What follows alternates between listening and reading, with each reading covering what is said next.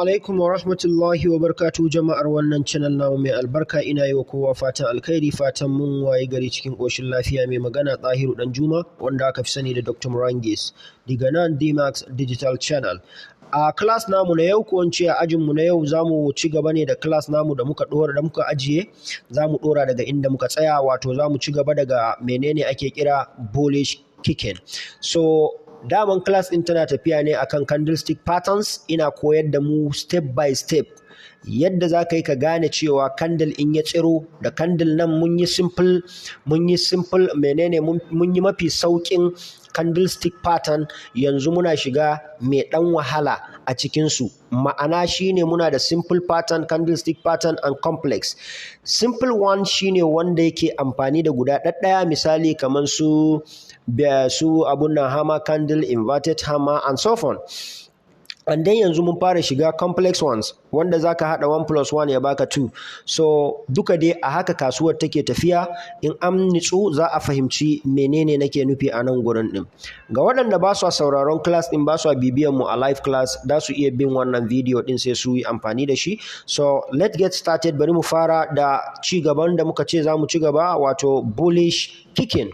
Wato bullish kicking yana nufin maka menene? Yana nufin maka kasuwa za ta tsilla sama kenan. Kasuwa tana tafiya ƙasa, za ta ci gaba da tafiya sama yayin da ka kalli wannan abu ya fito. Bullish kicking kuma shine nature-sa shine kamar haka. Gashi nan da ku ga red candle kamar haka. Na sha faɗa a class a ajin baya. Idan ka kalli candle koda da wick ko ba wick, in ya rufe babu ruwanka, in dai har yayi shifting daga tsalle an samu ya wuce candle guda ɗaya, tsakankanin nan a kula da kyau. Ai akwai candle ya kamata ya tsiro a nan, to sai ya bada space, sai ya creating in wannan. To babu makawa kasuwan nan in Allah yadda za ta tafi sama ne. So shine abin da yake nuna mana a nan gurin, mu fahimta. An gane? So gashi nan ga yadda yake action. Kasuwar tana tafiya ƙasa, gata da ta sauko ana bearish wannan candle ɗin sai ya tsiro. Ba ku tashi ganin wani candle ya tsira a nan ba ko ya tsira a nan ba, kawai sai kuka ga wani candle kawai a saman nan gashi nan ya fito pap, green candle. To a jira shi ya kulle. Duk abin da za ka yi kake jiran candlestick ya kulle. In baka jira ba gaskiya kana cikin ruwa. Kasuwar za ta iya canjawa a koda yaushe. To ka jira ma ya kulle ta juya, bare kuma baka jira ya kulle ba ka samu confirmation. So confirmation is better, is very important gaskiya. So kasuwa na zuwa ƙasa, sai kawai sai aka samu wannan nature din ya faru. So the next thing, in aka jira shi ya kulle, shine zai tabbatar maka da haka wannan drawing din, wannan sketch din an same shi. Sai ka shiga kasuwa a next candle. In Allah yadda zaka samu abun da ya kamata.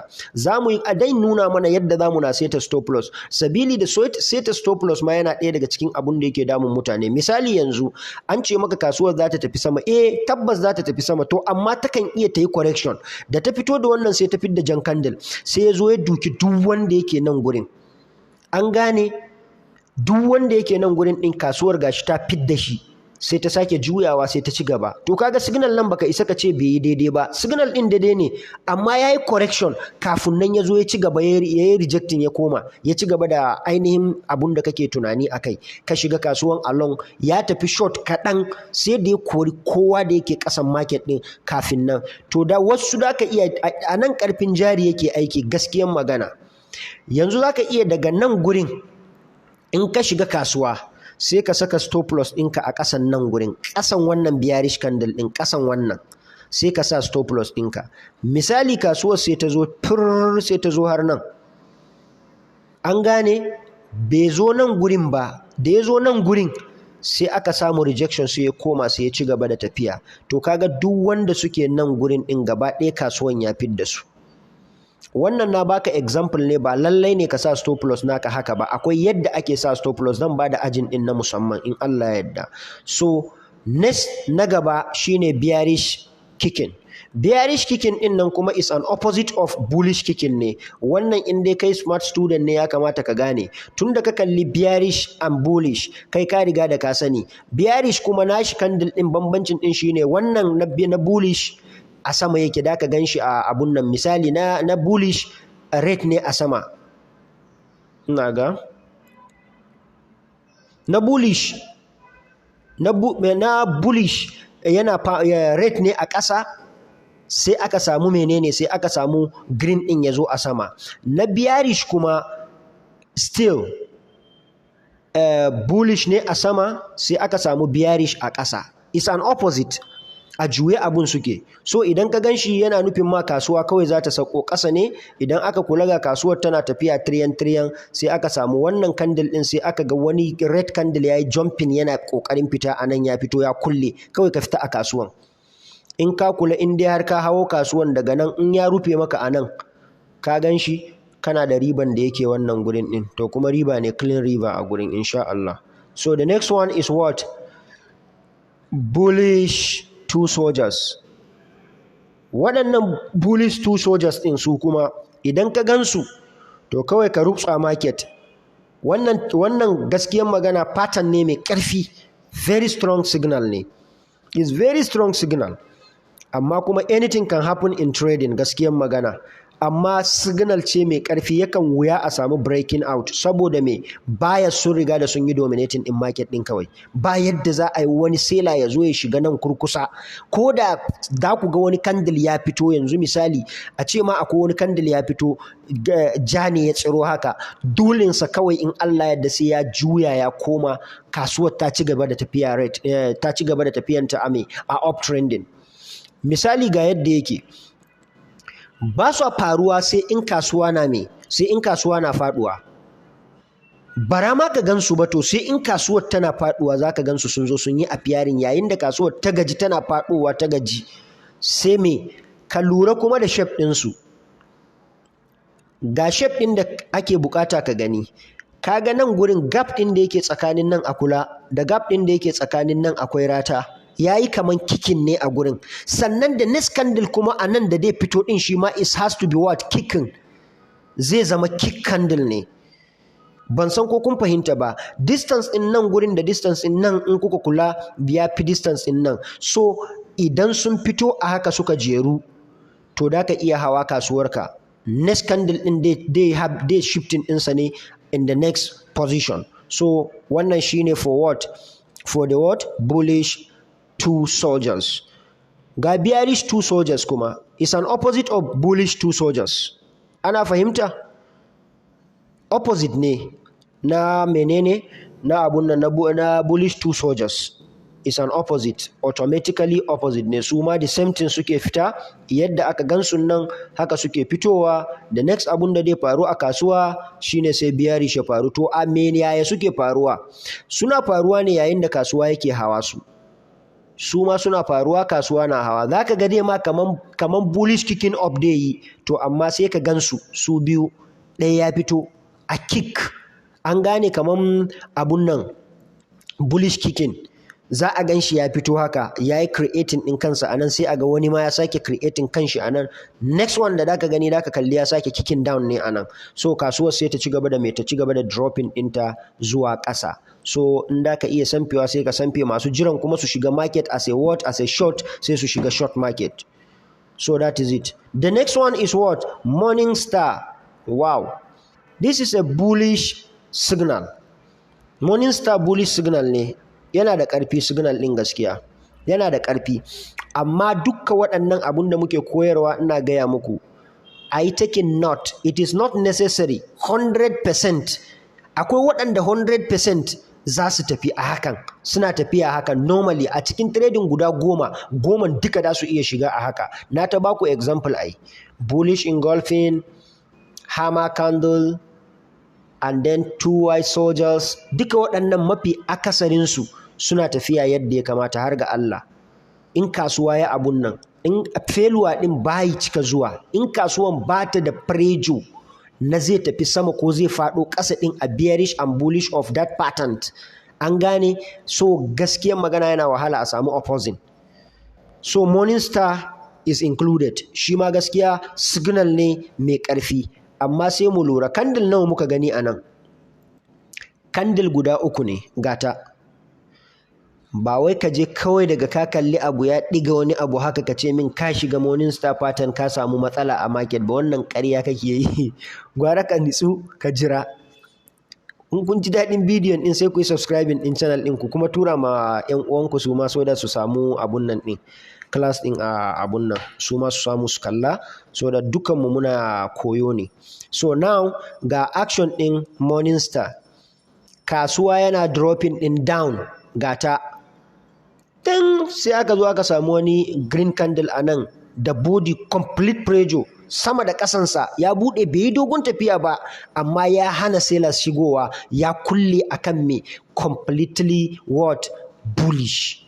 To the next thing dai kikin ne zaka ga candle da dai fito green candle ne. Akwai trading na isolation zan zo nuna mana isolation trading wanda kuma bai kamata a ce muna yin isolation trading ba. Wasu da ka gani daga sun kalli candle green ya fara sai su ce kasuwan nan green da ta yi sai a samu pm an sake dawo da su ƙasa bearish market. Wannan shine isolation trading, baka san menene candle din yake nufi ba, to shine yasa amfanin sanin wannan candlestick pattern din kenan. Idan har ka san waɗannan complex and incomplex din to zai taimaka maka gurin menene sanin isolation trading. Ana fahimta? So wannan shine kasuwa na dropping down sai aka samu abun nan rejection of what? Bullish rejection. That is up market rejection. So that is what? Morningstar. What's the next? Evening Star. It's an opposite of what? Morningstar. In za ka kalli video nan ka juya screen naka, that is why na buɗa mana so that muna kallon abun ɗin da kyau. Just turn your screen ka juya shi. So now this is what? Evening Star. Shi kuma is an opposite of what? Of Morningstar. Opposite ne na Morningstar. An gane? So idan aka gan shi kasuwa tana tafiya sama ne sai kawai sai ya fito ya appearing. So gaskiya da next thing shine sai ka gudu. Don da ku kalli prejo na sellers din su ma yadda prejo na buyers a Morningstar ya faru in mun kula gashi nan. An gan shi gashi nan wannan. To the same prejo aka samu a nan a Evening Star. So dole kawai kasuwar za ta yi ƙasa. Ba makawa, most especially ma idan ka jira confirmation in wannan candle din yayi closing. Wow, ka samu 100% confirmation. Ko da a ce next candle dai fito yayi tafiya ne kaman haka, in Allah yadda zaka samu abun da ka samu sai ka fita. No greediness in trading. If you are too greedy, zaka gane baka da wayo, zaka sha mamaki. Yawwa. So this is this. Gashi nan kasuwa tana tafiya sama sai ya fito. Kasuwar sai ta ci gaba da me rejection to the downside. So the next one is what? Is morning doji star. This is a weak. This is a very weak this thing. It's a very weak signal. Gaskiyar magana yana nan very weak. Ina ga kamar na muku magana akan cewa doji indecision market ne. Ba a san ina kasuwar za ta yi ba. Mace mai ciki ne ko na mace ko namiji za ta haifa ba mu sani ba. An gane? So sai an yi scanning.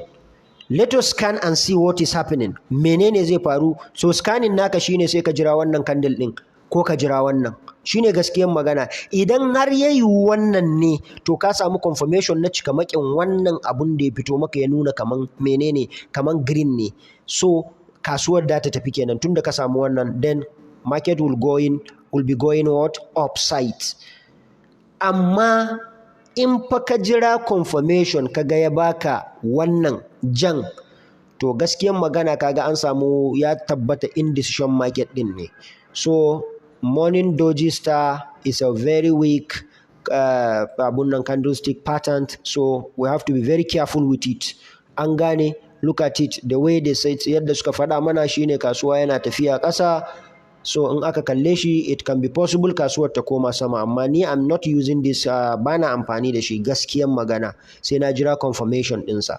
So the second one nashi kuma bearish. All of them dukkan su gabaki ɗaya gaskiyar magana shine kawai it's an opposite mun sani, amma gaskiyar magana shine dukkan su they are weak signals har ga Allah. So yadda suka nuna shi ma kasuwa na tafiya sama, so they reversing din shi into what? Downside. So the next one is 3 white soldiers.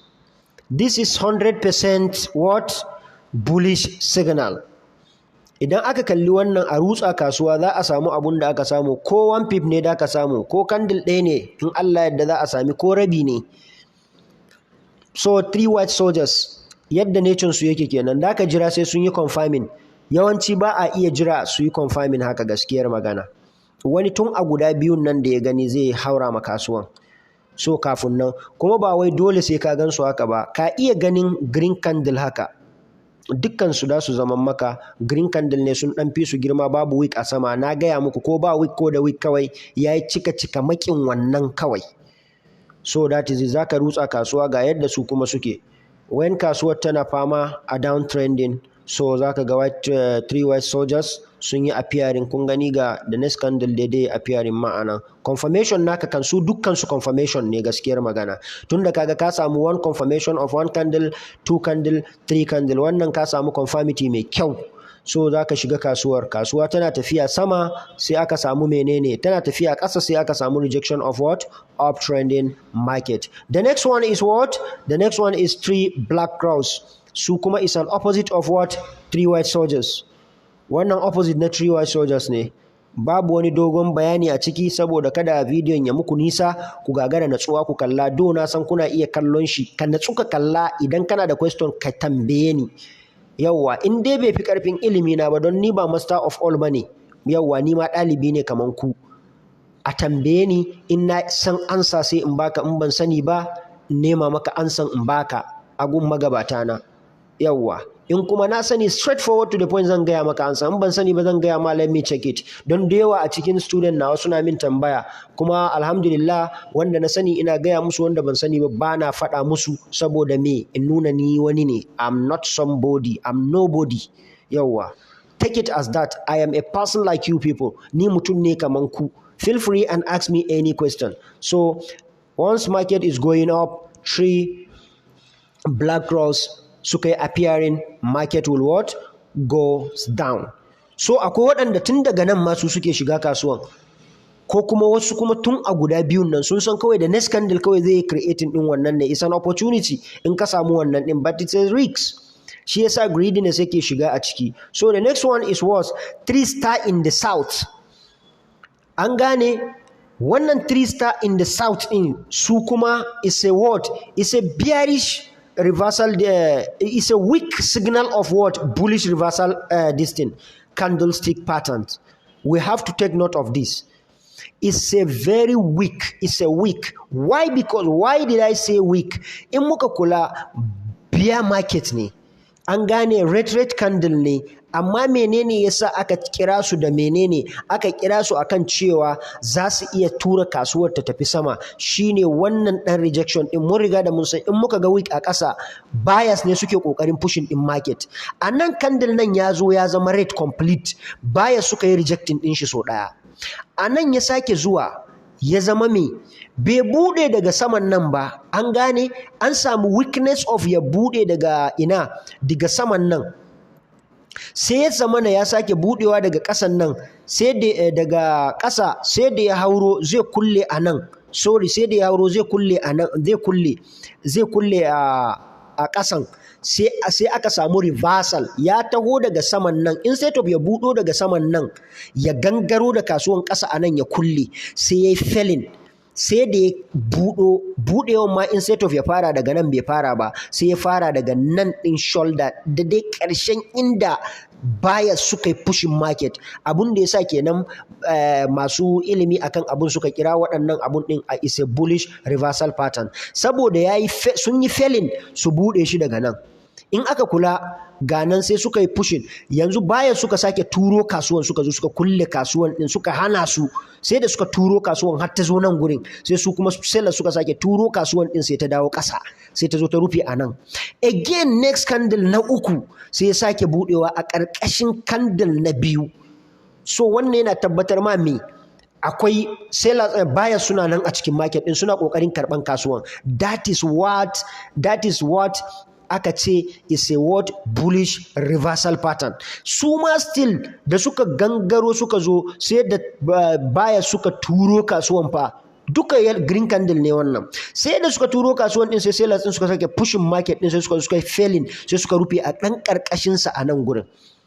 So the next abun da dai faru ake tunani kawai bullish candle ne. In dai har ya fito, da su yi dominating in market din. So bari mu ga me ya faru. Gashi nan anan.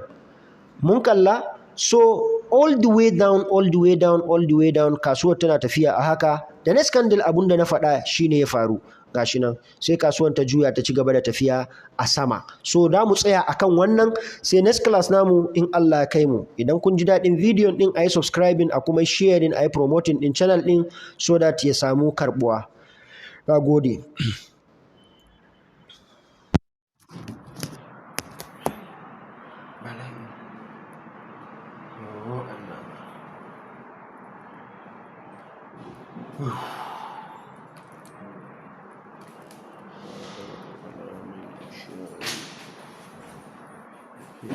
Cin goro ma za ki kina cin wai